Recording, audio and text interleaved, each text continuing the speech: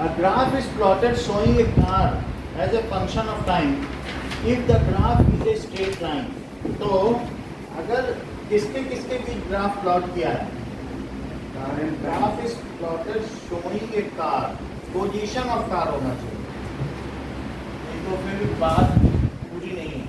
तो किसके किसके बीच है, पोजीशन और टाइम, पोजीशन और टाइम। और ये स्ट्रेट लाइन है, इससे क्या पता चलता है, कांस्टेंट स्पीड है। अच्छी बात है, क्योंकि जैसे एक टाइम आप 20 पे ही कार खड़ी है तो इसका मतलब है 1 सेकंड पे भी हमसे 20 पे खड़ी है, 2 सेकंड पे भी, 3 सेकंड पे भी। तो वहीं इसका क्या मतलब होता है, आप हमें इतना पता नहीं है, आप ही बताओ।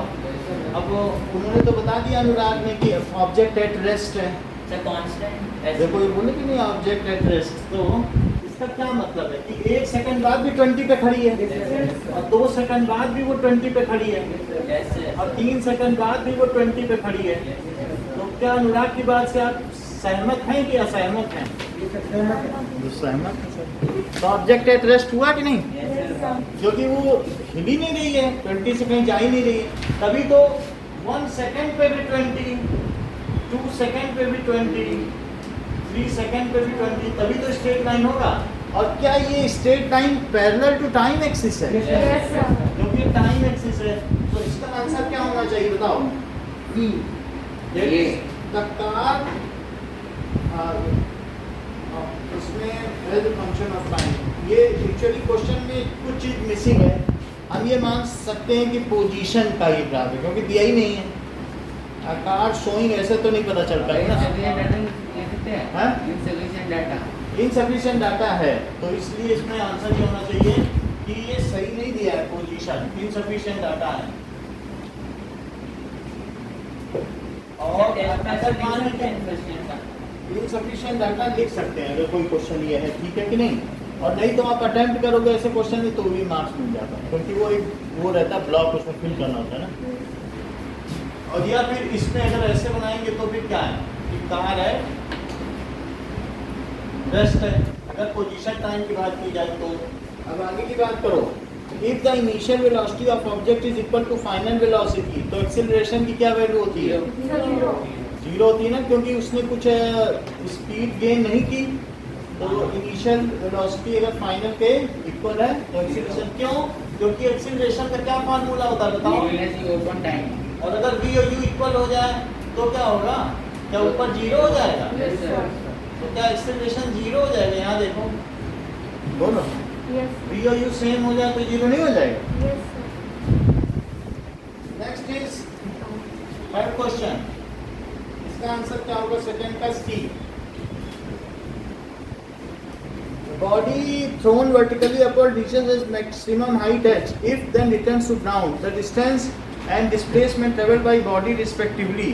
देखो, अगर मान लो वो सीधे ऊपर जाती है प्रत्युष, तो बताओ उसका डिस्प्लेसमेंट ज्यादा होगा कि डिस्टेंस? बताओ, vertically thrown upward, then it returns to ground, और वापस भी आ जाती है जमीन पे, तो डिस्प्लेसमेंट बड़ा होगा कि डिस्प्लेसमेंट तो है? कितना होगा?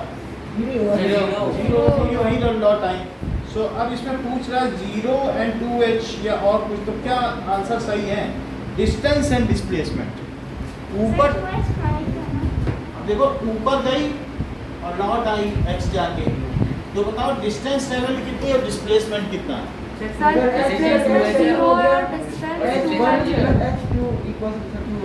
तो 2h क्या हुआ? डिस्टेंस ट्रेवल हुई, और डिस्प्लेसमेंट कितना हुआ?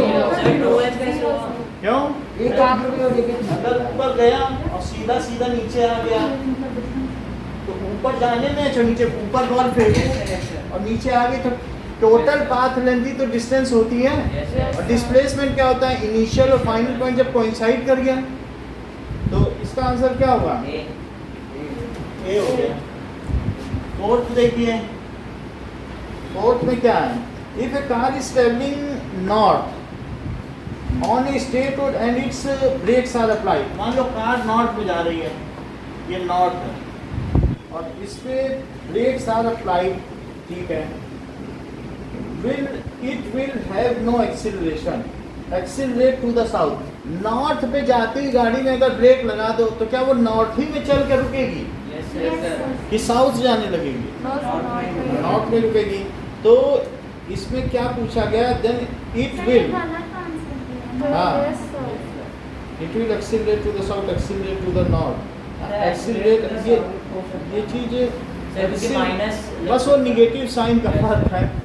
तो अब ये चीज कही जा सकती है कि इसमें आंसर क्या है? Accelerate to the south. यानी मतलब एक बात समझो कि जैसे ऐसे समझो, ऐसी बात है कि ये कार नॉर्थ में जा रही थी, ये देखो, ये नॉर्थ में जा रही मान लो, और किसी आदमी ने ब्रेक न लगाया, अगर वो इस पे क्या करने लग जाए? धक्का देने लग जाए, और धक्का देने लग जाए इसको, तो वो किसकी ओर फोर्स लगा रहा है? साउथ की ओर। तो एक तरीके से जो फोर्स होता है क्या वो ma होता है, और मास इसका 1000 kg है कार का, तो एक्सीलरेशन इसका साउथ में हो रहा है। ये भी माना जा सकता है डेसिलरेशन इसका नॉर्थ में हो रहा है। तो आदमी तो जैसे ब्रेक लगाना या किसी का इसको धक्का देना, ये एक ही तो बात है। ये इधर जा रही थी लेकिन आदमी धक्का दे रहा, तो ये ब्रेक ही तो हुआ ना। तो इसका आंसर सही है, एक्सीलरेट टू द साउथ। अब और कोई आपके पास ऑप्शन नहीं है, नहीं तो डेसिलरेट टू द नॉर्थ बोलते अगर ऑप्शन देता तो, है कि नहीं? तो फोर्थ का बी हो गया। फिफ्थ देखिए, the displacement of A particle moving along a straight line. यदि डिस्प्लेसमेंट का फॉर्मूला ये दिया है, ए नॉट प्लस a1t और प्लस a2t स्क्वायर, एक्स यहाँ पे what is the acceleration of particle. तो इसमें एक्सीलरेशन किसके इक्वल होगा? अब हम इस फार्मूले को मिलाएं इससे। जरा आपको मालूम है कि ये जैसे ऑब्जेक्ट है, ओरिजिन पर है, आप ओरिजिन पर हैं, और एक कार है वो आपसे कितनी दूरी पर है? जब बिल्कुल शुरू हुई थी तो x नॉट डिस्टेंस है, फिर ये चलती चली गई और चलती चली गई, तो ये जो कार थी ये अब आपसे कितनी दूरी पर हो गई? x दूरी पर। और ऐसा इसने t टाइम पे किया। जब ये 0 सेकंड पे ऐसा है, t सेकंड पे यहाँ पहुँच गई, तो और जब ये यहाँ से चली थी, आप घर से निकले तो आप किस समय पे निकले? घर से बाहर निकले तो क्या सब गाड़ियाँ आपके घर के सामने खड़ी होंगी, वहीं चलेंगे? नहीं ना, पूरी सड़क पे चल रही है। तो आपने एक कार देखी, वहाँ थी, यहाँ वाली देखी, तो वो जब आप घर से निकले तो यहाँ थी 0 सेकंड पे, और थोड़ी देर में या 30 सेकंड में यहाँ पहुँची। तो अब बताओ कि ये जो फार्मूला है इसके डिस्प्लेसमेंट का, ये क्या s is equal to ut plus half at square है? Yes sir. लेकिन ये डिस्प्लेसमेंट, ये जो डिस्टेंस है या डिस्प्लेसमेंट है, ये किसके इक्वल है? क्या ये x माइनस एक्स नॉट के इक्वल है? है बात की नहीं? So this is s is equal to ut और प्लस हाफ at स्क्वायर, और s की जगह क्या मैं x माइनस एक्स नॉट लिख दूँ? ut plus half at square. तो फिर आपसे वो वस्तु अभी कितनी दूरी पर है? x नॉट यहाँ लिखो और हाफ at स्क्वायर। बोलो बात सही है? क्योंकि ये x नॉट इधर आ गया। अब इस इक्वेशन का इससे मिलान करो, तो बताओ a1 क्या रिप्रेजेंट करता है? यहाँ से देख के बताओ तो जरा। या इनिशियल वेलोसिटी, जो टाइम की सिंगल डिग्री का कोफिशिएंट होता है वो क्या रिप्रेजेंट करता है? या वो इनिशियल वेलोसिटी, और टाइम की जो सेकंड एक्सपोनेंट का कोफिशिएंट होता है फिर वो क्या रिप्रेजेंट करता है? एक्सीलरेशन नहीं करता है। सो अब अगर हाफ a को मैं a2 मानूं तो a क्या है भाई? हाफ भी तो मानना पड़ेगा ना। तो भाई आप यहाँ देखिए ना, इससे कंपेयर कर रहे हो, तो हाफ a किसके इक्वल हुआ? a2। तो लिखो ना यहाँ, half a is equal to a2। तो बताओ a क्या हुआ? क्या 2a2 नहीं हुआ? तो कौन सा ऑप्शन करेक्ट है? तो समझ में आएगा कि फिर से नहीं समझ आए ना? फिर से समझो। जैसे मान लीजिए एक कोई चीज है, आप यहाँ खड़े हो ऑब्जर्वर, और कोई एक चीज यहाँ पर है और वो चली और फिर वो यहाँ पे पहुँच गई, तो बताओ वो शुरू में आपसे कितनी डिस्टेंस पर थी? x नॉट माना करो। जब x नॉट माना जाता है कि जब आपने देखना शुरू किया t0 पे t0 पे तो कितने पर थी x0 मीटर पर, और आप t सेकंड बाद देखें तो कितने दूरी पर रही, बोलो तो वो कितनी बढ़ गई, ये कितनी एक्स्ट्रा डिस्टेंस चली बताओ, x माइनस x0 है। क्या यही डिस्प्लेसमेंट उसने लिया? और डिस्प्लेसमेंट का फार्मूला बताओ, क्या ut plus half at square होता है, बोलो। ये तो डिस्प्लेसमेंट समझ में आ गया ना। अच्छा तो फिर x क्या हुआ, at स्क्वायर, और यहाँ क्या दिया डिस्प्लेसमेंट बताओ बुक में, इसमें x is equals to a0 plus a1t plus half at नहीं दिया है, a2t स्क्वायर। यहाँ से सब चीजें मिलाओ तो a0 क्या है, इट्स इनिशियल पोजीशन। यहाँ से कंपेयर करो ना, जो फ्री टर्म है, जो टाइम से फ्री टर्म है, तो a0 क्या हुआ, इनिशियल पोजीशन है, और यही x0 है। और बताओ फिर a1 क्या है, कंपेयर करो ना यहाँ से, बात की नहीं, इनिशियल वेलोसिटी है ना, a1 क्या है, इनिशियल वेलोसिटी, तो फिर a2 क्या है, नहीं a2 इसके इक्वल करो ना, फिर एक्सीलरेशन तो बाद में आएगा ना, ये है एक्सीलरेशन, ये तो थोड़ी ना, बोलो हाफ है, तो फिर a क्या हुआ, एक्सीलरेशन, बोलो माही समझ में आई बात की नहीं। और फिर a का पूछा जा रहा है तो 2a2 हुआ कि नहीं, समझ में आ गई बात, बताइए अनुराग। यस सर, आगे चलो अब हम इसके आगे बढ़ते हैं 8 क्वेश्चन में। अच्छा ओके 6 क्वेश्चन नाउ, बोलो सब आ गए। मान लो कभी आपको फिर से रिफर करना पड़ गया तो भेज दे रहे हैं, नोट कर रहे हो क्या, तो फिर हम भेज देंगे ना PDF, क्या पता बाद में ना समझ में आए, ठीक। तो कितनी बात हो गई, नेक्स्ट है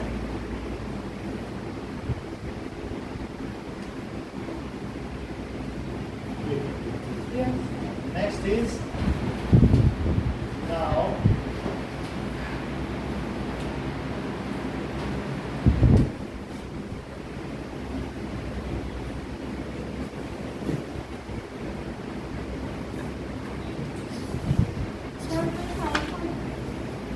बताइए। सर, हाँ बोलो। सर ना जो कल का टेस्ट होगा उसमें MCQ भी आएगा और आइटम्स एंड मॉलिक्यूल्स का बहुत सारा नहीं कुछ नहीं है सर, उसमें सिर्फ मैथ MCQ साइंस है। दोनों है। मैथ साइंस SST तीनों का दिया, तो तीनों से 25-25 क्वेश्चन आएंगे, तीनों में 60-60 दिए। अब देखो हाँ? नहीं सैंपल पेपर है, चैप्टर नहीं है, उसके आंसर उसने दिए हैं, आप आंसर देख लेना। टर्म 1 का तो इसमें मेरा 5 से भी 25 जो हमने दिया है वो टर्म 1 का सैंपल पेपर है, और टर्म 1 5 से भी 25 हम कहीं भी देंगे 25, वो हमारा रैंडम है, वो तो हमको कुछ नहीं है, उसमें कट करके वर्ड में जा करके पेस्ट कर देना है, नंबर बदल देना है, ठीक है ना। कल आप लोगों का जो भी प्राइस है, अभी आज रात को मैं कैलकुलेट करूंगा, 350 आपका आ रहा है ना, जो भी आ रहा है मैं एक बार देख लेंगे, फिर आप कल देंगे। 8 अब 6 है ना। Yes sir. In a long distance race, athletes were expected to take 4 rounds of the track, such that the time of finish was same as the start.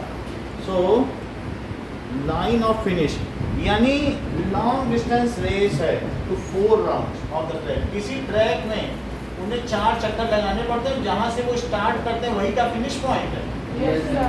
Start भी यही है, फिनिश भी यही है, 4 चक्कर लगाता है। Suppose the length of track is 200 meter. What is the displacement of athlete when he touches the finish line? बताओ। अगर ये यहीं से चले और 4 चक्कर लगा दे, 1 2 3 4, तो उसका डिस्प्लेसमेंट क्या है? 0 हो जाएगा। जो इनिशियल पॉइंट है वही फाइनल पॉइंट है, तो आप कहीं चले और वहीं पहुंच गए, तो जो शॉर्टेस्ट डिस्टेंस होती है between initial and final point, वही तो डिस्प्लेसमेंट होती है। अगर आप घर से निकले बाजार से सब्जी लाए और घर आ गए तो डिस्प्लेसमेंट क्या है? जीरो। क्योंकि जो शॉर्टेस्ट डिस्टेंस है वही डिस्प्लेसमेंट है। तो ये जो होती है ये क्या होती है? Distance travel. हाँ, पाथ लेंथ या डिस्टेंस ट्रैवल। तो इसका आंसर हो जाएगा ए। 7th देखिए, when an object travels equal distance in equal interval of time, howsoever small the interval may be, the motion of object is। अगर हम इक्वल डिस्टेंस चलें in equal interval of time, तो ऐसी motion को क्या कहेंगे? Uniform motion. देखो इसमें ये नहीं लिखा स्ट्रेट लाइन, फिर भी गलती कर दी ना।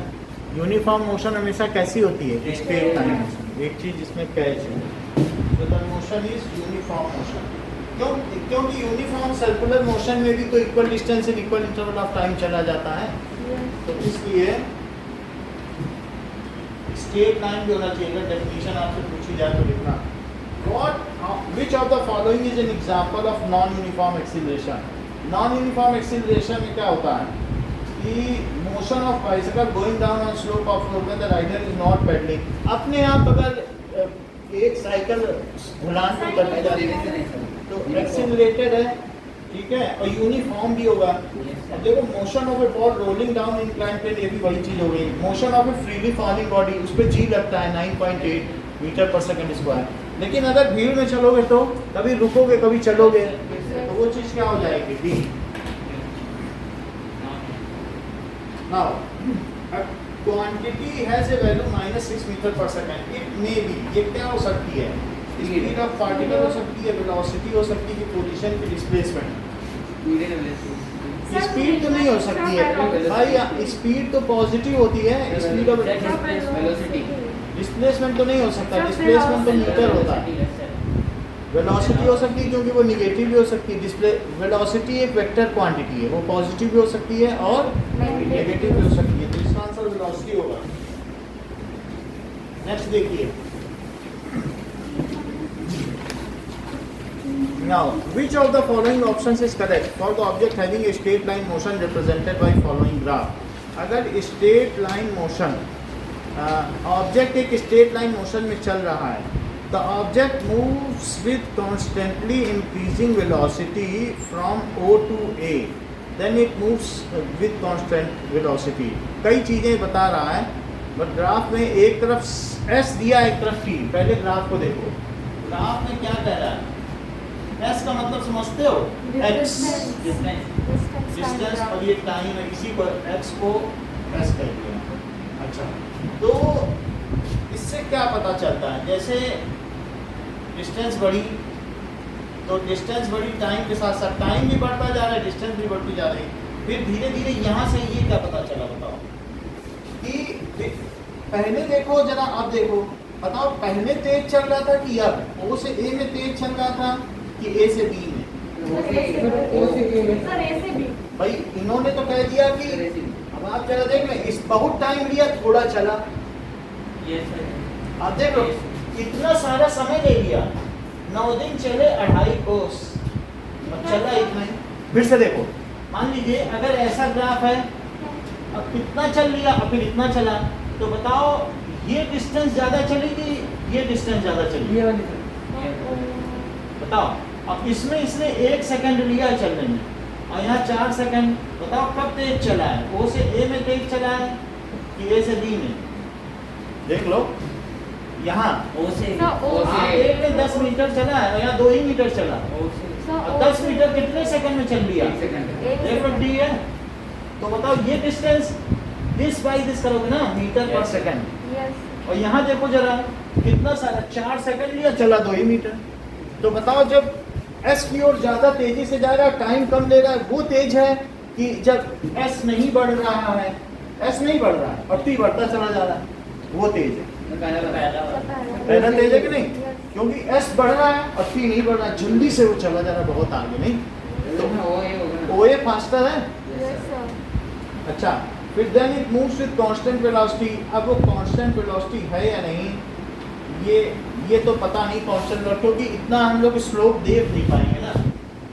ये स्लोप कोई देख नहीं पाएगा ना इतना, ये स्लोप कोई देख पाएगा इतना नहीं ज़्यादा, इतना एंगल का तो यहाँ प्रिसीजन नहीं, लेकिन इतना बताओ कि एक चीज जिसमें सही बात है, डिस्प्लेसमेंट क्या है बताओ, यहाँ से चला और फिर चला और फिर क्या उसी पोजीशन पर आ गया जीरो पे, एक लोग वापस आ गया कि नहीं, तो टाइम इतना ले लिया, अब इधर उधर घूमते घामते, अब फिर पहले गया यहाँ तक गया इतनी डिस्टेंस, फिर लौटने लगा क्या, लौटने लगा, फिर लास्टली जब उसी जीरो पे आ गया, तो बताओ डिस्प्लेसमेंट भी जीरो है और क्या एवरेज वेलोसिटी भी जीरो है। एवरेज वेलोसिटी का फार्मूला क्या होता है, डिस्प्लेसमेंट अपॉन, तो डिस्प्लेसमेंट तो जीरो है ही है, टाइम नॉन जीरो है, तो इसलिए ये एवरेज वेलोसिटी जीरो हो गई कि नहीं, 0 मीटर पर सेकंड। अब देखो 11th question, an object is sliding down on inclined plane, the velocity changes at constant rate from 10 meter per second to 15 meter per second, velocity change हो रही है, u भी दिया है v भी दिया है, तो इसका एक्सीलरेशन पता करना है, एक्सीलरेशन का प्रार्थना क्या फार्मूला है,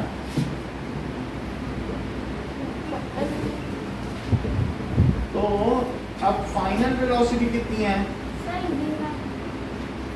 15 सेंटीमीटर पर सेकंड, v माइनस u तो है, और 10 सेंटीमीटर पर सेकंड डिवाइडेड बाई, ऐसा ही कितनी देर में कर रहा है, 2 सेकंड में, तो 15 माइनस 10 कर दो और बाई 2, और ऊपर लिखो सेंटीमीटर पर सेकंड और नीचे लिखो सेकंड, तो क्या हो गया, क्या ये 5/2 2.5 हुआ, और क्या ये सेंटीमीटर पर सेकंड स्क्वायर हुआ, तो इसका क्या आंसर करेक्ट है, देखो कुछ फाइनल वेलोसिटी 15 है, इनिशियल 10 है, और ये 2 सेकंड है, लिखा है ना 2 सेकंड, तो सब्ट्रैक्ट कर दो, यही तो फार्मूला लगता है, यही फर्स्ट काइनेमेटिक इक्वेशन भी है, this is the correct answer C.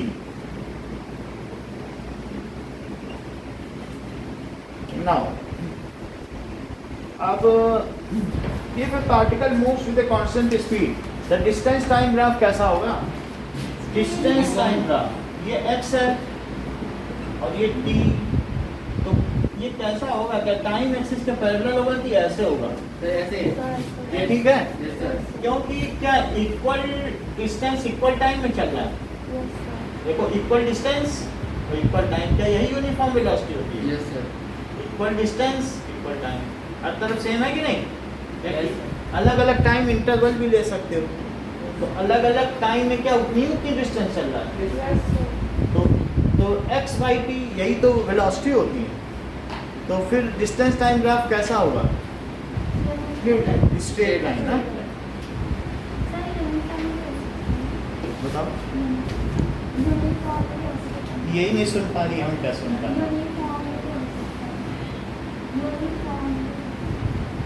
Uniform क्या,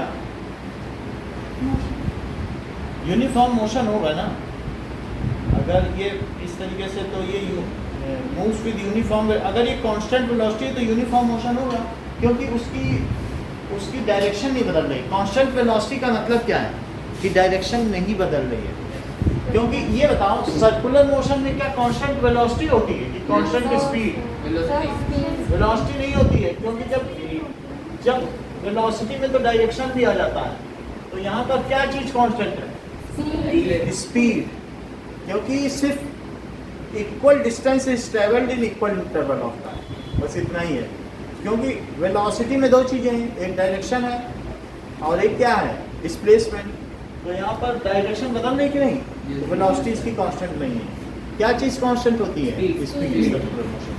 अच्छा अब ये देखो, तो इसका आंसर बी हो गया, ठीक है, फिर किसका? सर ये है ना, क्यों? ये straight line, straight अच्छा line. अच्छा ठीक है, 12 है ना, 12 का ये हो गया। 13 का देखो, the distance time graph of object moving in a fixed direction, तो ऑब्जेक्ट कैसा है, कांस्टेंट स्पीड क्यों बोलते हो, Constant velocity. Distance time graph है ना, तो ये Velocity क्या होता कांस्टेंट, है?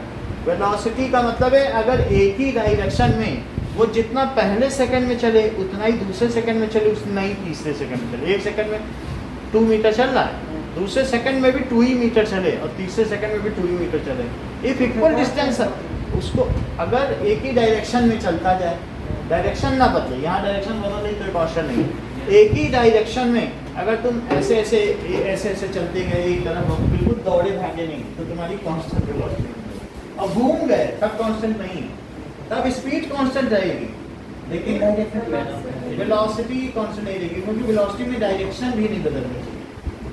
डायरेक्शन बदल गई तो अगर आप चक्कर मार रहे हो तो समझो आपकी स्पीड तो कांस्टेंट है, वेलोसिटी नहीं, वेलोसिटी में डायरेक्शन भी सेम होनी चाहिए ना, ठीक है। अब देखो, so moves with a constant velocity, इसका मतलब है एक ही तरफ चल रहा है, क्योंकि डिस्टेंस बढ़ती जा रही ना, अब डिस्टेंस बढ़ती जा रही है तो इसका मतलब क्या है, ये तो नहीं कि वो लौट रहा है, लौटता तो डिस्टेंस कम ना हो जाती, चेक करो जरा, डिस्टेंस बढ़ रही है और एक बिल्कुल यूनिफॉर्मली बढ़ रही है, तो इससे क्या पता चल रहा है, कांस्टेंट वेलोसिटी। 14 देखिए कि द डिस्टेंस टाइम ग्राफ ऐसा दिया गया है प्रार्थना, बताओ ये कैसा होगा।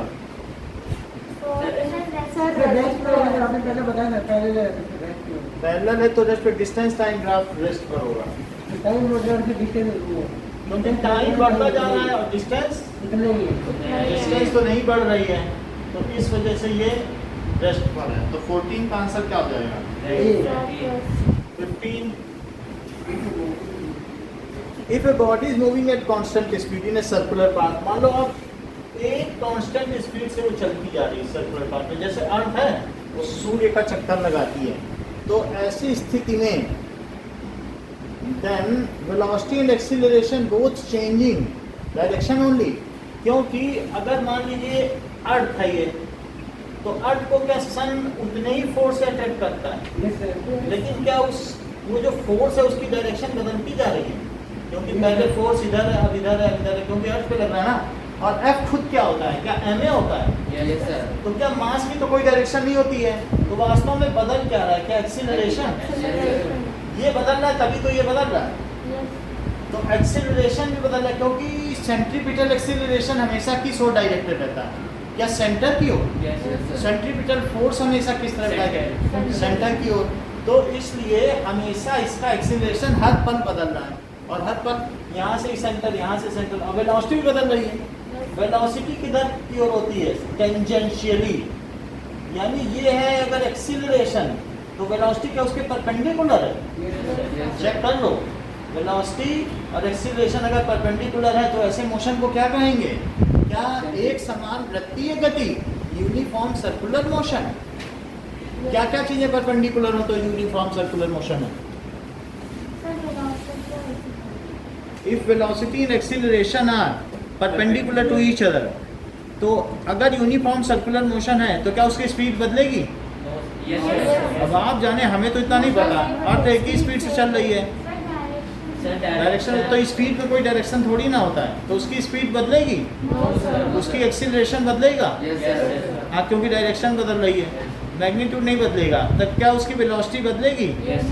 यही चीज है, तो इसका आंसर क्या होगा? डी इसका आंसर है। आगे देखिए 16, the area under speed time graph क्या रिप्रेजेंट करता है? मान लो ये स्पीड है और ये टाइम है, देखो 1 2 3, और अगर वो 20 मीटर पर सेकंड से चल रहा है, देखो 20 मीटर पर सेकंड चल रहा है, तो अब ये हमने एक ग्राफ बना दिया कि वो 20 से ही चल रहा है, पहले सेकंड में भी 20 चल रहा है, दूसरे सेकंड में भी 20, तो बताओ इसका मैं एरिया निकालूं तो 20 × 3 कितना हुआ? 60। ये 60 क्या है? क्योंकि 3 सेकंड में वो कितना चल लेगा? 60, तो ये 60 क्या हुआ? 1 सेकंड में 20 चला, 2 सेकंड में भी, फिर तो ये 60 क्या हुआ?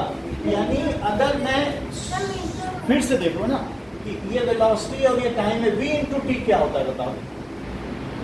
v × t, क्या ये डिस्टेंस होती है क्या? ठीक है नहीं? या अगर जिसे ये ना पता हो तो क्या v = d/t आप लोग जानते हो छोटी क्लास से यूज करते, तो बताओ dv × t, और ये चीज क्या मीटर पर सेकंड में है, और ये चीज सेकंड में है, तो जो चीज आई वो क्या हुई? क्या डिस्टेंस हुई? Yes sir. तो बताओ एरिया अंडर वीटी ग्राफ क्या रिप्रेजेंट करता है? Distance travel, area under VT graph, VT graph के डिस्टेंस अंदर travel, it is distance travel है ना। एरिया अंडर वीटी ग्राफ क्या रिप्रेजेंट करता है? Total distance traveled. इसी पर तीनों फार्मूले निकले यहाँ पे। तो पर इसमें तो लाइट ईयर लिखा है, तो गलत लिखा तो इसमें तो कोई ऑप्शन ही नहीं है डिस्टेंस ट्रैवल का। ना हो, आप लिखो ना डिस्टेंस ट्रैवल, नहीं है तो गलत आंसर। इसमें तो गलत हो सकते हैं ना आंसर, तो आप इसमें लिख लो total distance travel. Light year कुछ और चीज होती है, यानी एक साल में लाइट जितनी डिस्टेंस ट्रैवल करती है 9.46 into 10 to the power sir इसमें 15 एरिया से मिलेगा हाँ? एरिया, तो एरिया से मिलेगा ना। क्या यहाँ पे लिखा है एरिया बी ऑप्शन। है कुछ और? ये सर बी ऑप्शन एरिया है। नहीं नहीं, एरिया क्या रिप्रेजेंट करता है? सो एरिया रिप्रेजेंट करता है डिस्टेंस ट्रैवल। डिस्टेंस ट्रैवल नहीं दिया ना, नो सर। तो गलत है। Now next,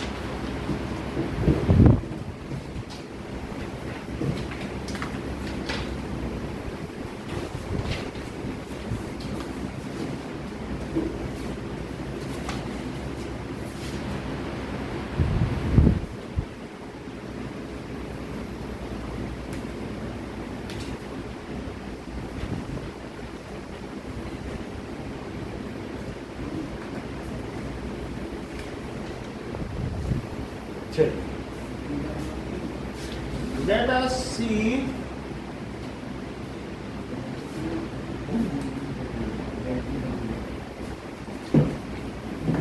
next question.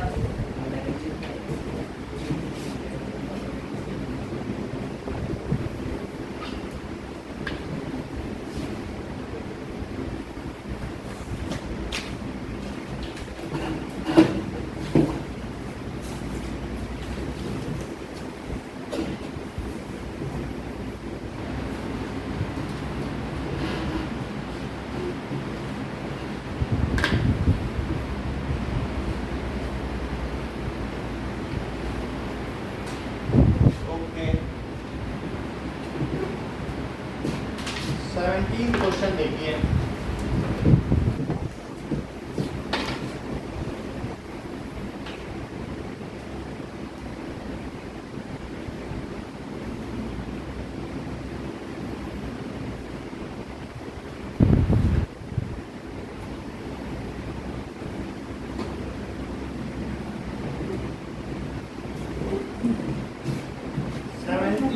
Question says the graph shows the variation of velocity of a rocket with time, then the maximum height attained by the rocket। यानी ये इस तरीके से है कि जो टाइम है, पहले रॉकेट की वेलोसिटी बढ़ती है और फिर उसके बाद रॉकेट की वेलोसिटी देखो बढ़ी, एक मैक्सिमम स्पीड पे गई, चाहे जहाँ भी जाके फिर उसकी स्पीड कम होने लगी। बुलेट को भी मारो तो एक पहले मतलब बढ़ रही है स्पीड, वो ऐसा कह रहा कि बढ़ रही है और फिर चाहे एयर ड्राइव हो और फिर उसके बाद बढ़ने के बाद कम हो गई और कम होने के बाद फिर निगेटिव भी हो गई। यानी पहले रॉकेट ऊपर गया और रॉकेट ऊपर जाने के बाद फिर धीरे धीरे उसकी स्पीड क्या होने लगी, मैक्सिमम हो गई। पहले बड़ी तेजी से ऊपर गया, क्योंकि ये जो तुम्हारा रॉकेट है, जब तुमने इस रॉकेट को जलाया तो क्या इसमें बहुत धुआं निकलने लगा और वो आग बढ़ने लगी, तो जब ऊपर करने लगा तो क्या इसका धुआं कम हो गया? तो शुरू में ये 0 मीटर पर सेकंड था, लेकिन जब इसकी फुल स्पीड पहुंची तो ये 10 मीटर पर सेकंड हुआ। लेकिन अब इसका जो है प्रोपेलेंट चार्ज कम होने लगा, जो भी इसके अंदर से निकल रहा है स्मोक, और फिर ये कितने पे पहुंच गया? फिर इसके बाद धीरे धीरे एक स्थिति आई कि ये 0 मीटर पर सेकंड में चला गया। अब ये धीरे धीरे अभी गिरने लगा, तो गिरने लगा तो इसको किसने संभाल लिया? ग्रेविटी ने। बोला आओ अब हम फोर्स लगाएंगे, और फिर ये निगेटिव आने लगा। पहले ऊपर गया लेकिन फिर धीरे धीरे 0 पहुंच गया।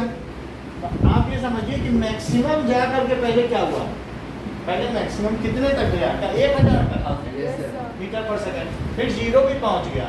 0 पहुंचने का मतलब है कि जा अभी पॉजिटिव ही रहा है लेकिन पहुंच गया 0। फिर उस अर्थ की एक्सीलरेशन से गिरा तो नीचे आया। तो अब ऐसा दिया गया है। अच्छा मुझे ये बताओ कि क्या एरिया अंडर वीटी कर्व कुछ जानते हो क्या होता है? Yes, sir. अगर जानते हो तो बता दो वो क्या होता है। टोटल डिस्टेंस है। होता है। सो मेरे पास दो चीजें हैं, एक तो यहाँ तक का टाइम है वो कितना है 10 सेकेंड, और उसके आगे का टाइम भी बताओ जरा। 110 नहीं है, वो सिर्फ 100 है, क्योंकि 110 तो उसका कोऑर्डिनेट है ना। बोलो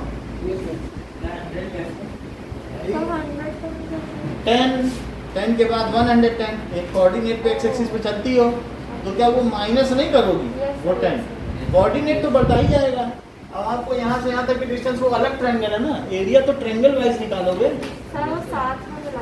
भाई। ये 110 यहाँ तक दिया, ये कोऑर्डिनेट है, तो हमारा ये डिस्टेंस ये 10 का हो गया, ये 110 और फिर 120, तो ये डिस्टेंस क्या होगी? फिर से 10 हुई, क्योंकि यहाँ तक तो 110 है ना, 110 से 120 है तो कितना हुआ? फिर 10 हुआ। अब देखो तो 1000 तक ऊपर गया, ये हाइट कितनी है? 1000। तो बताओ OAB का एरिया कितना है और 55 ABC का एरिया? सर 55,000 पर। OAB half into base into height,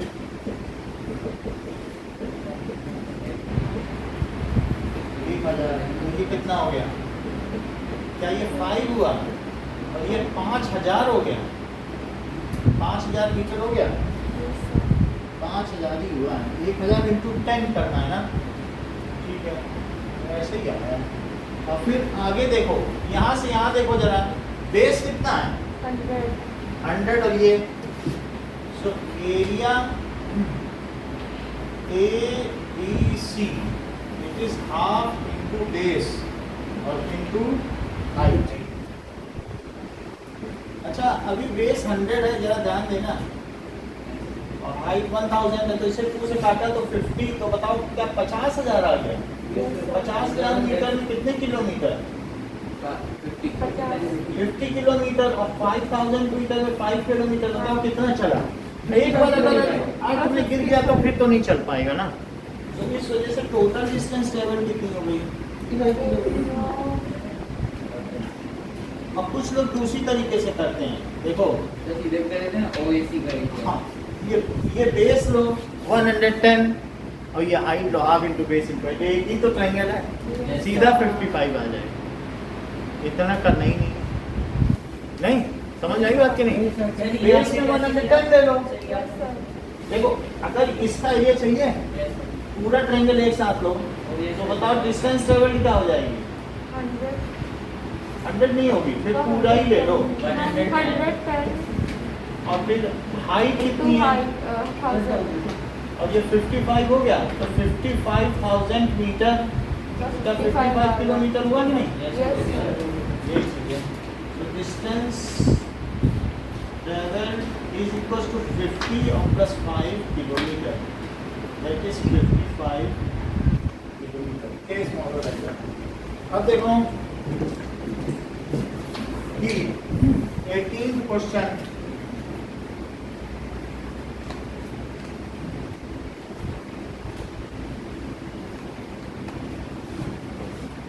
question क्या कहता है? If a car at rest accelerates uniformly to a speed, उसका एक्सीलरेशन है नहीं, ये स्पीड दिया है, स्पीड दिया है, एक्सीलरेट्स यूनिफॉर्मली इन 20 सेकेंड्स, ये उसकी फाइनल स्पीड है।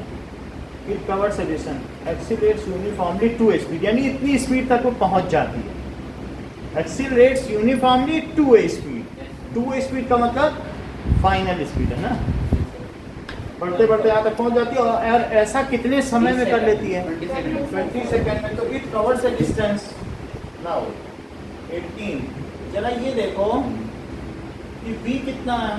144 kilometre per hour. Kilometre per hour से हमें कुछ हासिल नहीं होगा, तो इसे मीटर पर सेकंड में बदलने के लिए क्या करें?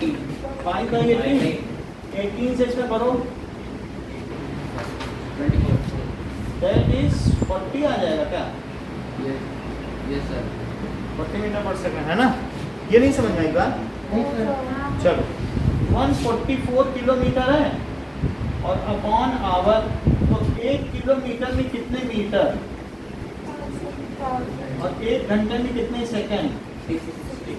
सही है। दो देखो आवर की जगह ये लिखा, किलोमीटर की जगह ये लिखा, 2 जीरो से 2 जीरो कटे और बताओ 2 5 जा और 2 1 या 2 और 2 8 जा 16, बोलो 5 by 18 ठीक है। अच्छा 18 8 जा 144 और 8 5 जा 40 मीटर पर सेकंड हो गया। 40 मीटर पर सेकंड है, तो क्या आपको ये फार्मूला बताया v is equal to u plus 80 kinematic की पहली इक्वेशन, जबकि v कितना है फाइनल स्पीड 40, u नहीं पता, एक्सीलरेशन कुछ पता है क्या? नहीं पता। अच्छा u दे रहा है कि फ्रॉम रेस्ट है ना, हाँ रेस्ट दिया है, तो ये 0 दिया है, यहाँ लिख लो u भी 0 है। एक्सीलरेशन नहीं पता और t 20 सेकेंड है, तो अब यहाँ से देखो 40 by 20 क्या हो जाएगा?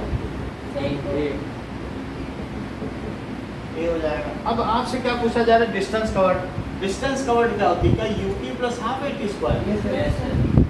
तो 0 इंटू 20 और प्लस हाफ इंटू 2 एक्सीलरेशन रख दिया और ये क्या 20 का स्क्वायर, तो बताओ s कितना हुआ? 400, क्योंकि ये तो 0 हो गया।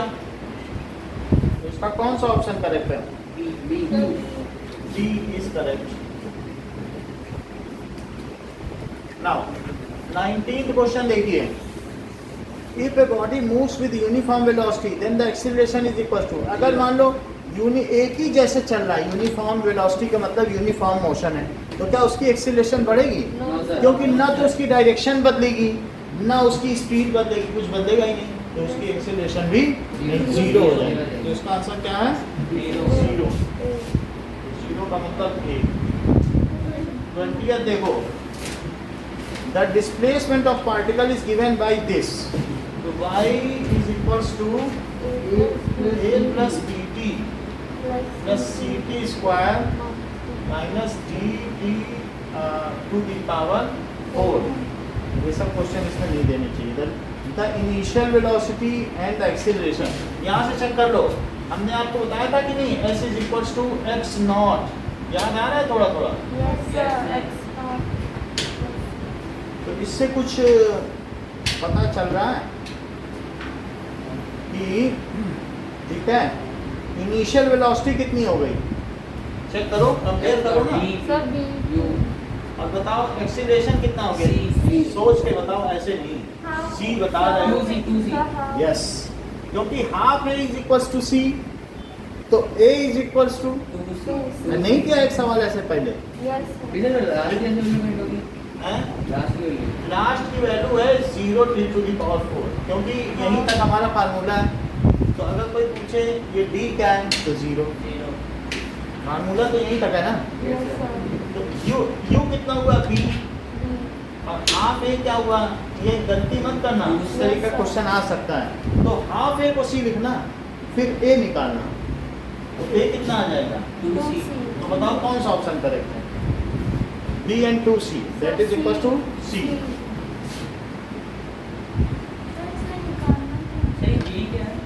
बोलो, देखो बिल्कुल उसी तरीके का सवाल है, कहो तो फिर से बताएं, वो हमने आप वही चीज नहीं है, शुरू में इतनी डिस्टेंस पर है, बाकी आगे कितना चला वो इतना चला। सर ऐसे टाइप के क्वेश्चन में हमेशा वही वाला फॉर्मूला यूज होगा, यही वाला है फार्मूला, ये तो छोड़ ही दो, बस यही लगाओ, क्योंकि वो हमने बताया ना कि x माइनस एक्स 0 होता है, तो वो x नॉट उसकी इनिशियल डिस्टेंस है। हर चीज़ आपके घर के सामने से थोड़ी ना निकलेगी हर बार, थोड़ी कहीं और भी तो खड़ी हो सकती है, उससे आगे कितनी गई वो इतनी गई। आगे देखो 21st, तो 21st question, which of the following speed time graph is not possible, यानी स्पीड ये है, तो क्या कभी किसी की स्पीड कम हो सकती है? Yes sir. तो हो सकती है, स्पीड तो कम हो सकती है, ये स्पीड है, बढ़ते बढ़ते घट गई। कभी आपको ऐसा लगता है कि किसी की स्पीड निगेटिव भी हो सकती है? Yes sir. नो सर, क्योंकि वो तो स्केलर क्वांटिटी है, तो ऐसा किसमें दिया कि निगेटिव हो गई? सी गलत है, निगेटिव हो ही नहीं सकती, वेलोसिटी निगेटिव हो सकती, स्पीड कैसे निगेटिव हो? क्योंकि क्या पाथ लेंथ निगेटिव हो जाएगी? नहीं, पाथ लेंथ कैसे निगेटिव? तो तुम कितने डिस्टेंस चली हो टोटल, वो क्या निगेटिव हो जाएगी? No. मान लो ऐसे चली तो ये डिस्टेंस निगेटिव हो सकती है। No, sir. अब स्पीड क्या होता है? क्या path length upon time? Yes, sir. बताओ। Path Distance length upon time हो जाता है। देखो speed path length upon time है और वेलोसिटी क्या होती है? Distance upon time। No, Displacement upon time. और डिस्प्लेसमेंट प्लस या माइनस हो सकता है, बट पाथ लेंथ कभी प्लस या माइनस हो सकती है। No, sir। तो जब स्पीड निगेटिव हो नहीं सकती तो यहाँ निगेटिव कैसे हो गई? Yes, sir। क्योंकि ये तो निगेटिव एक्सिस में चली गई। Yes, sir। क्या स्पीड निगेटिव हो जाएगी क्या? No, sir. इसलिए ये आंसर कौन सा गलत है? Sir, C. सी इसमें पूछ रहा है कि कौन सा फॉल्स है, नॉट पॉसिबल। ओके, अब आगे बढ़ते हैं 20 सेकेंड पर।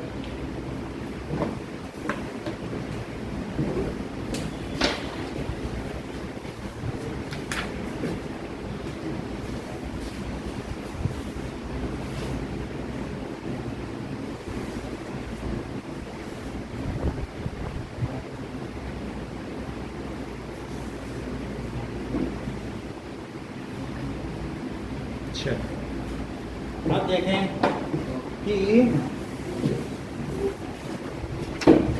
नेक्स्ट क्वेश्चन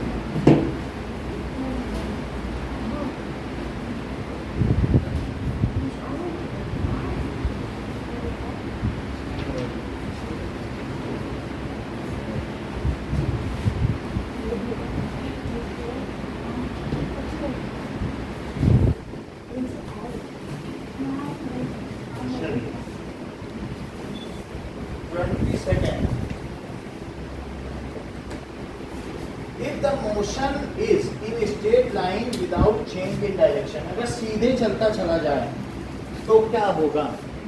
Displacement और direct और same होगा। पाथ लेंथ same होगा। सेम ही होगा ना?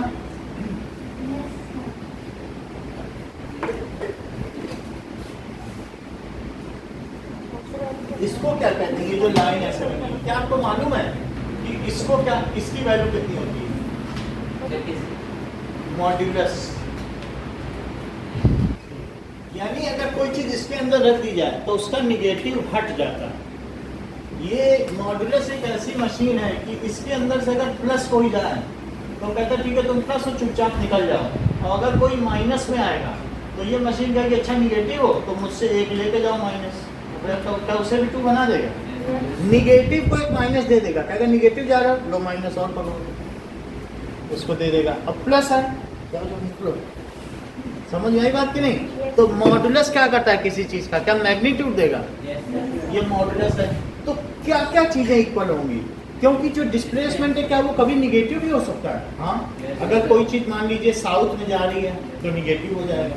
तो ऐसी स्थिति में तो फिर वो कभी भी डिस्टेंस के इक्वल नहीं हो पाएगा। तो क्या चीज इक्वल है? क्या मॉड्यूलस ऑफ डिस्प्लेसमेंट इक्वल है डिस्टेंस के? बोलो। क्योंकि कभी कभी ऐसा भी हो जाएगा कि डिस्प्लेसमेंट -20 मीटर होगा, तब क्या करोगे? क्या वो डिस्टेंस के इक्वल हो पाएगा? तब तो नहीं हो पाएगा। तब फिर बोला जाएगा कि it is modulus of this. Modulus का मतलब उसे पहले पॉजिटिव बना लो फिर डिस्टेंस के इक्वल कर लो। ठीक है, अब देखो तो कौन सा ऑप्शन करेक्ट है?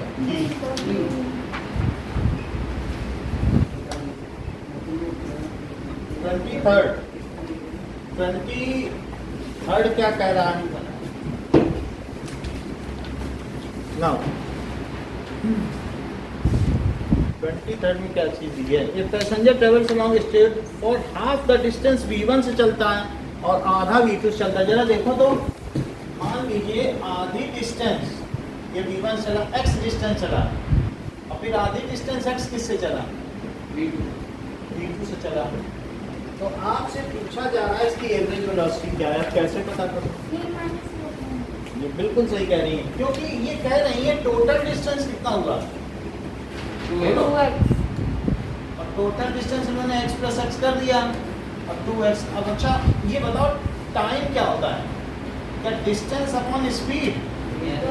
तो जो शुरुआती यहाँ पे उसमें कितना टाइम लगा इतना, और बाद वाले में क्या होगा v2 that is distance upon speed x upon v2।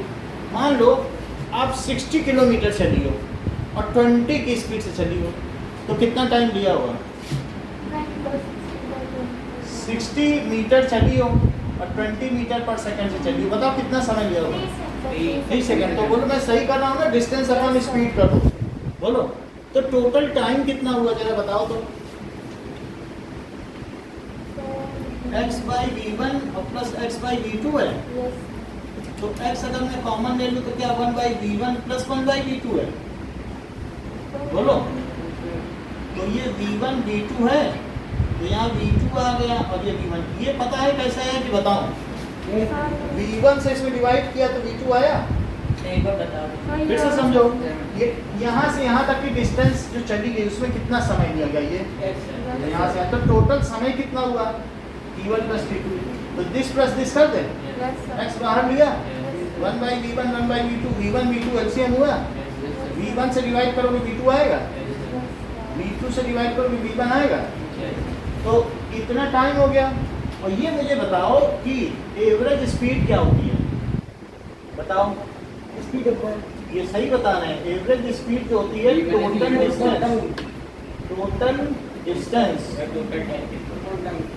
Distance upon total time.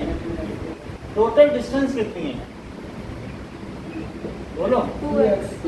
Total time कितना है? और अपॉन v1 v2 बोलो यही है। x से x कट गया, अब 2 में इसका डिवाइड होना है, किसका?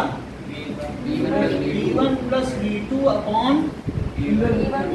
लेकिन डिवाइड को अगर मल्टीप्लाई में बदल दो तो बाद वाली चीज पलट जाती है। देख लो, अगर 8 में मैं 2 का डिवाइड करूं और डिवाइड को अगर मल्टीप्लाई कर दूं तो क्या 1/2 हो जाएगा और 4 आ जाएगा। ये चीज सही है। तो ये क्या हो गया? 2v1 v2 और अपॉन v1 प्लस v2। तो ये हुआ, यही अब्दुल वाला क्वेश्चन है जो माही ने बताया, नहीं तो इतनी जल्दी आंसर नहीं बता पाती। इन्होंने कैसे जान लिया कि ये आंसर होगा? क्योंकि अब्दुल 20 की स्पीड से गया था, 30 से आया। तो इन्होंने माही ने ये जान लिया कि एवरेज वेलोसिटी ऑफ अब्दुल कितनी थी? 24 थी ना, देखो इन्हें याद नहीं है। तो इन्हें कैसे पता चला कि एवरेज स्पीड कितना है? 20 से गया 30 से आया, इन्होंने तुरंत देखा कि ये करो और 2 करो और 20 प्लस 30 करो, और ये देखो कितना हो जाएगा? क्या 600 इंटू 2 क्या 1200 और अपॉन 50 और फिर ये क्या 24 मीटर पर सेकेंड। बोलो इनकी बात सच साबित हुई? तो इस तरीके से ये हो गया, ठीक है। टोटल ये निकाल लिया ना टाइम t1 प्लस t2 और टोटल डिस्टेंस निकालनी है, ऐसे करना 2v1 v2 upon v1 plus v2। ऐसा सवाल भी एक आएगा तो ऐसे ही करना। अब्दुल स्कूल कितने से गया? थर्ड, आपकी बुक का तीसरा क्वेश्चन है मोशन का, याद है? थर्ड क्वेश्चन है एक्सरसाइज का, ये इसी पे तो है। 24 आता, 20 से गया था 30 से वापस आया क्योंकि वो खाली थी सड़क, तो ऐसे आया था। नहीं याद आ रहा होगा? नहीं बिल्कुल भी नहीं आया था ना 24। दिखा देते हैं वो जिसके पास देख थर्ड क्वेश्चन है पूरा। माही को भी कैसे याद रहा? हर चीज याद रहती है। तीसरा क्वेश्चन देखो मोशन चैप्टर का, दिख रहा तीसरा है कि नहीं? और 24 आंसर है, चेक कर लो, ये देख रही है, समझ आ गई ना बात? ऐसे ही करना, फिर पूरा ना सॉल्व करना। 2 into v1 into v2 upon v1 plus v2, देखो सीधा आंसर है। ज़्यादा ना करना, नहीं तो समय भी लगेगा, गलत भी होगा। तो ये भी ना करना v1 प्लस v2 बाई 2, क्योंकि वहाँ 25 भी लिखा होगा, तो बच्चे 25 टिक कर क्या जाएंगे? आधी डिस्टेंस अगर एक स्पीड से चली जाए, आधी दूसरे से, तो 2 into v1 v2 by v1 plus v2 formula ये। और अगर ये कहें इनिशियल 20 है फाइनल 30 है, तब v1 प्लस v2 बाई 2 कर देंगे। है ना, ऐसा भी तो कर सकता है। इनिशियल 20 फाइनल 30 तब कर सकती हो, तब है V1 + V2। और आधी डिस्टेंस इससे चले आधे से तब ना करना, तब ऐसा। अगला देखो 24th क्वेश्चन क्या कह रहा है, ए पार्टिकल कवर्स सर 23rd का आंसर क्या है? 2v1 v2 upon v1 plus v2। ये कौन सा आंसर है? सर डी है। तो D कोई नहीं, D is correct। 24 देखिए, a particle covers half of the circle, then the displacement and distance of particles are। अगर मान लो आधा सर्कल कवर करे तो बताओ डिस्प्लेसमेंट कितना हुआ? 2r। और ये डिस्टेंस ट्रेवल्ड क्योंकि 2πr टोटल सरकमफेरेंस है। तो अब वो पहले क्या चीज बोल रहा है, पहले डिस्प्लेसमेंट बोल रहा है ना, तो पहले 2r लिखो और फिर क्या कह रहा है, डिस्टेंस तब πr लिखो। तो कौन सा option correct? D is correct. ठीक है, बाकी आप इसमें से देख लीजिए। अब दूसरा कुछ उठाइए जो मोशन का हो गया। 2r क्योंकि यहाँ से चला यहाँ तक, तो P से Q चला, बोलो कितनी शॉर्टेस्ट डिस्टेंस है 2r हुई। अब 15 मिनट यूनिट ऑफ लाइफ बताओ।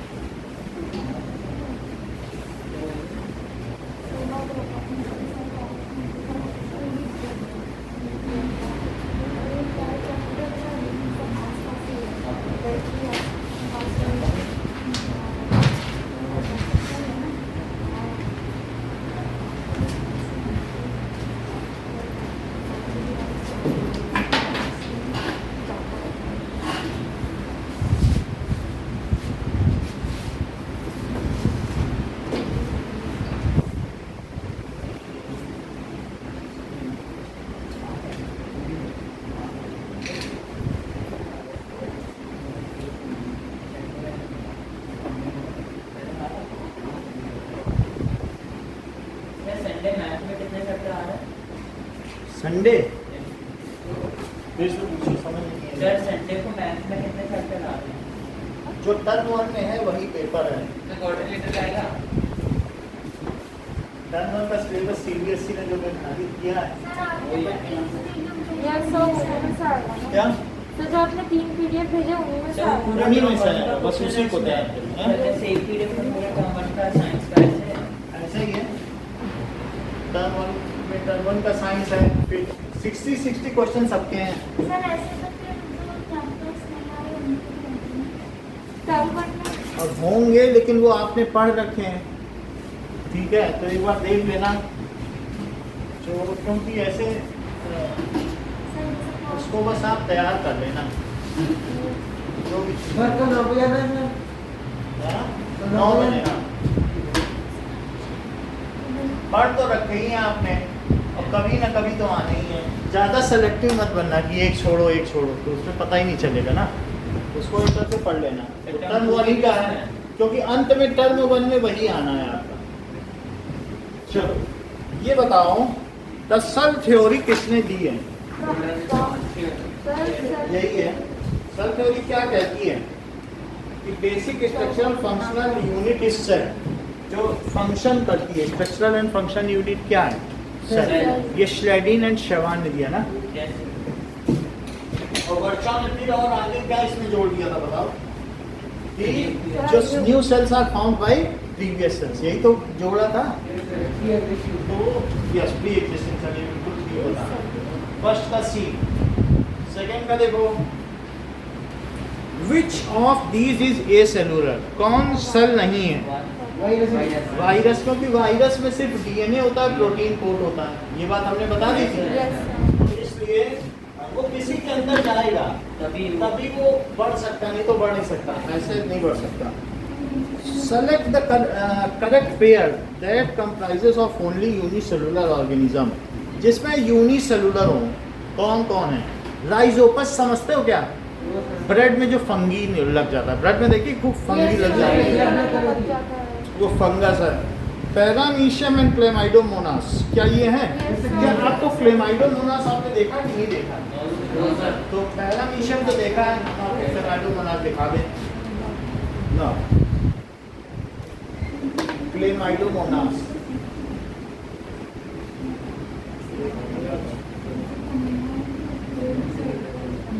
Clamidomonas. Now let us see that how According it to looks. Wikipedia, Chlamydomonas is a genus of ये green इस तरीके algae का। consisting of about 150 species, all ठीक है। unicellular ये flagellates, देखो। found in stagnant water and on damp soil. Paramecium in देखा freshwater, कि नहीं देखा? seawater, Yes, sir, and even in snow देखा and shoe snow shape algae. होता है। So this is Clamidomonas. Next is, अब आगे देखो, शू शेप का होता है।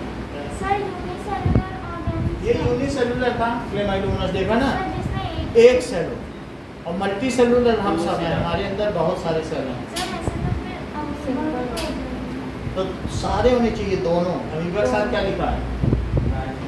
पैरामीशियम।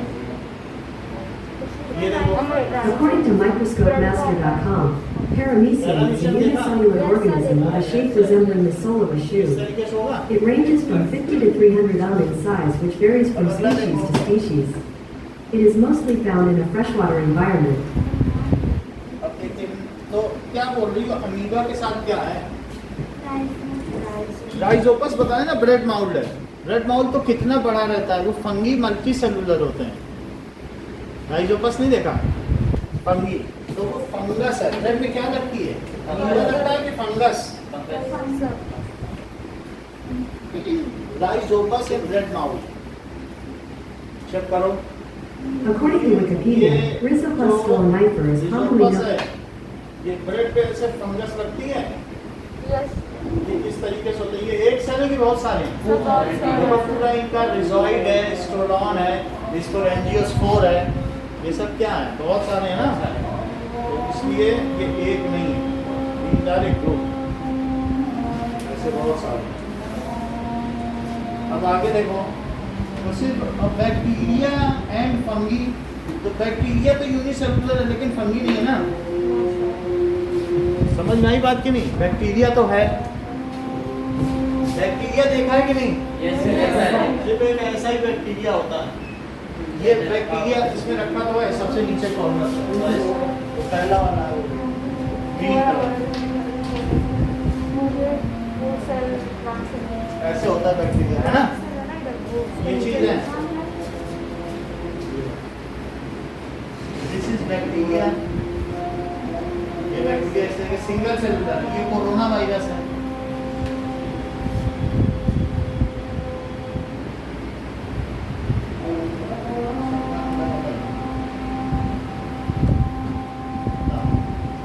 अब देखिए,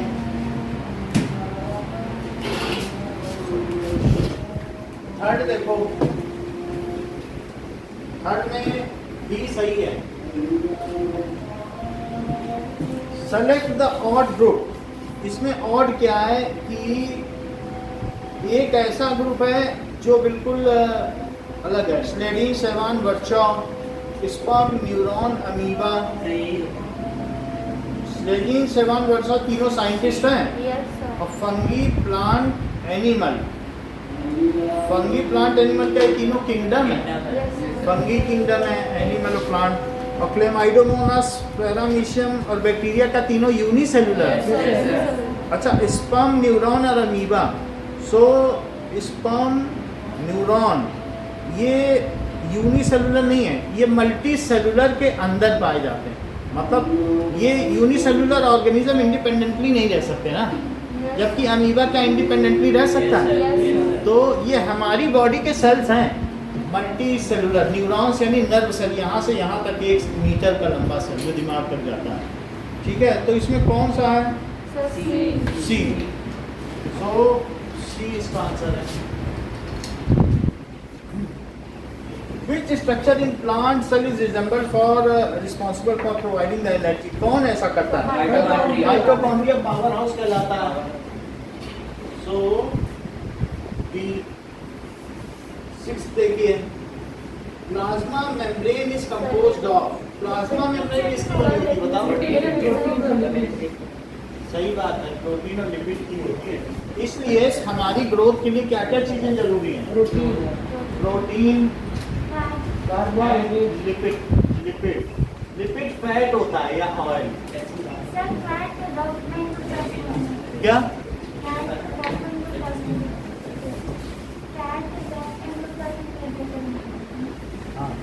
फैट जो होता है स्मूथ पे बनता है और रफ पे प्रोटीन, RER पे प्रोटीन बनता है. प्रोटीन नाइट्रोजीनियस सब्सटेंस है, नाइट्रोजन मिलेगा तभी प्रोटीन बनता है. ठीक है, अब आगे की बात देखिए कि what is the meaning of omni cellular cellula. Omni cellular cellula, तो पहले तो ये बी लिख रहे हैं, 6 का B. Now 7, that is the cells arises from division of pre-existing cell. यानी ये है लैटिन फ्रेज है कि ऑमनी सेलुले. ऑमनी का मतलब क्या होता है? ऑमनी प्रेजेंट वर्ड याद है कि नहीं? जो सर्वव्यापी है. ऑमनी प्रेजेंट का मतलब क्या होता है? ऑमनी और प्रेजेंट. ऑमनी का मतलब सर्व. ऑमनीसेंट का क्या मतलब है? ये सर्वव्यापी, मतलब सर्वव्यापी, सब कुछ जानने वाला.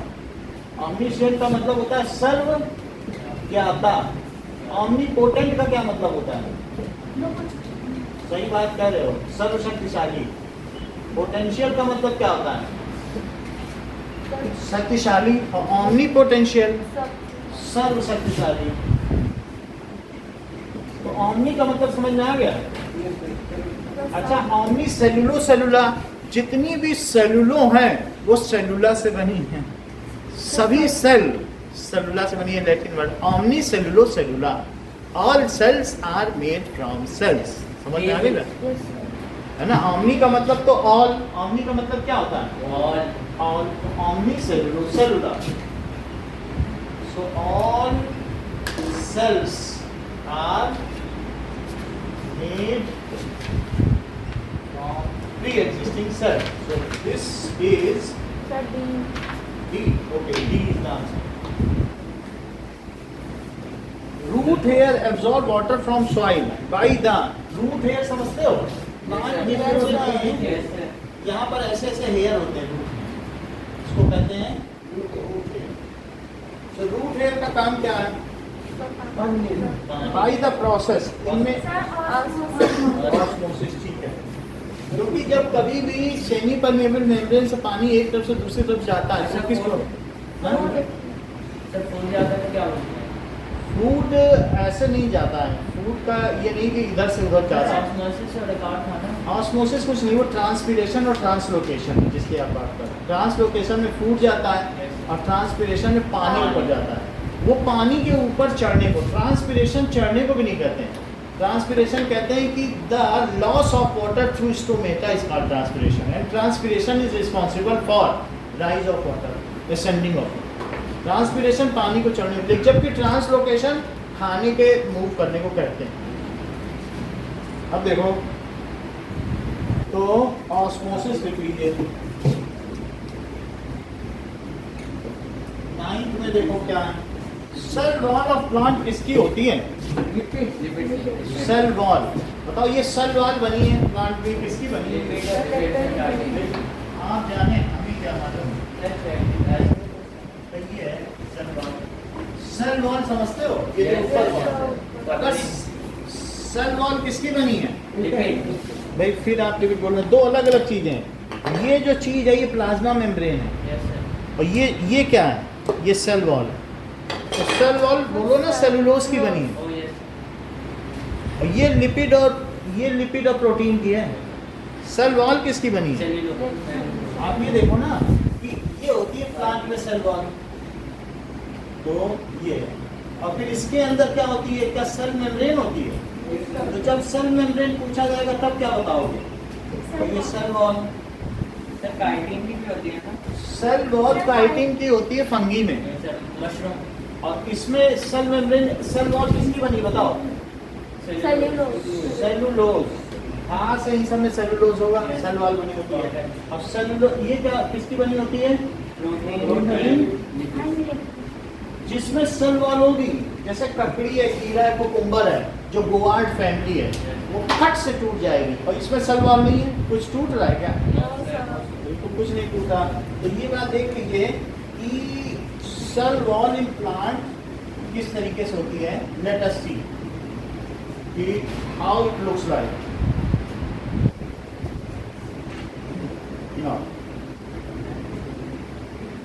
और ये cell wall in plants, let us see. According to nature, the cell wall surrounds the plasma. ये किस तरीके से है, तो आप इसमें देख रहे हैं सेल वॉल बहुत बड़ी है, ऐसा छोटा नहीं है। जैसे ये फिर सेल वॉल के अंदर बाकी चीज़ें हैं, ठीक है। तो ये ऐसा दिख जाएगा फिगर जिसमें सेल वॉल होगी, ये ऐसा इसे देखो। तो इसमें ये सेल वॉल दिख रही है, ये जो बीच में दिख रही है सेल वॉल अलग है, फिर उससे दूसरी सेल भी जुड़ी हुई होंगी, जैसे इसमें नहीं दिख रहा है। तो इसका सेक्शन दिखाया गया है। It is made up. Cell wall किसकी बनी हुई होती है? और सेलुलर मेम्ब्रेन यही बात है ना। ओके, सर इसमें तो बर्फ लिखा है, फिर इसमें 9% पे लिपिड्स लिखा है। लिपिड लिखा है। So cell wall is made up. आप देखो अभी आपके सामने खोल के दिखाते हैं, इसी में बोलेंगे बोलेगा। देखो cell wall is made of. According to nature, plant cell walls are primarily made of cellulose, which is Right, the most. Yes sir. Lipid की थोड़ी ना बन जाएगी। ये आधी चीजें तो एक गलती बताता है, ठीक है। अब देखो a plant cell placed in hypotonic solution will not burst because of presence of cell wall. So hypotonic में क्या होता है? क्या बाहर पानी ज्यादा रहेगा अंदर जाएगा। और अंदर जाएगा, लेकिन फिर भी बस्ट नहीं होएगा। क्यों? क्योंकि सेल वॉल उसे बचा लेगी बस्ट होने से। क्योंकि हमसे कहा जाएगा ना पानी दो इसमें गमले में, तो आधी बाल्टी डाल देंगे हमें, और वो प्लांट का बेचारा ऑस्मोसिस ले लेकर फट जाए, मर जाए उसी दिन। हमारी गलती की वो सजा क्यों भुगते? सेल वॉल रोक लेंगे। No, should not go beyond this, you should be, है ना। हम सोचते तो है नहीं, या बारिश भी कई बार होती है, तो why it is not busting? Because of cell wall. तो क्या इसका आंसर हुआ? Sir wall B. कितना ही रखिए।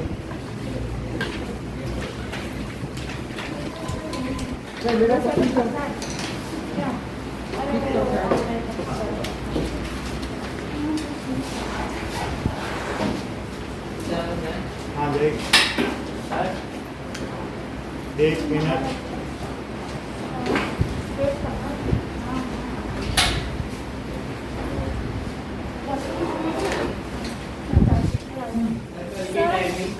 नौ बजे है। सर हाँ बोलो। सर वो मैं जान तो मतलब पापा की तरफ से भी जाता है, तो ऑनलाइन कंटिन्यू हो सकता है, तो कर सकते हो मतलब इस ऑनलाइन तो चलता है, तो ऑनलाइन। सर वो ऑनलाइन कंटिन्यू कर सकती हो मतलब, हाँ, क्योंकि उधर जाने पे फिर अचानक से मतलब टीसी मिलेगा या नहीं, तो इस जैसे आप देख लेना ऑनलाइन कंटिन्यू कर सकते हो। ये बताओ। Quadrilaterals whose both sides are equal but angles are not equal. तो एंगल्स पैरेललोग्राम इसलिए नहीं होगा क्योंकि पैरेललोग्राम के अंदर में स्क्वायर आता है, तो इसलिए पैरेललोग्राम नहीं है, इसलिए क्वाड्रिलेटरल नहीं होती। ABC ये these are its diagonal then, तो इसका आंसर क्या है कि perimeter of quadrilateral is greater than the sum of its diagonal। तो पेरीमीटर जो है डायगोनल छोटे हैं और पेरीमीटर बड़ा है, तो अगर आप देखो तो अगर किसी भी क्वाड्रिलेटरल में, ठीक है, क्योंकि क्वाड्रिलेटरल क्या है, एक स्क्वायर भी तो हो सकता है, कोई भी क्वाड्रिलेटरल जो स्क्वायर के लिए बात सही होगी वो किसी के लिए भी होगी, वो सबके लिए सही होगी। तो अगर मान लो एक ये क्वाड्रिलेटर है तो इसमें यहाँ धागा बांधने में ज़्यादा धागा लगेगा किसमें? बाउंड्री पे बाउंड्री पे, क्योंकि बाउंड्री बड़ी है और ये सिंगल है। इसी तरीके से ये है, दो जगह धागे में कम लगेगा। तो बताओ इसकी लेंथ बड़ी कि इन दोनों की? बाउंड्री की लेंथ है ना, तो इसलिए total perimeter is greater than the sum of perimeters.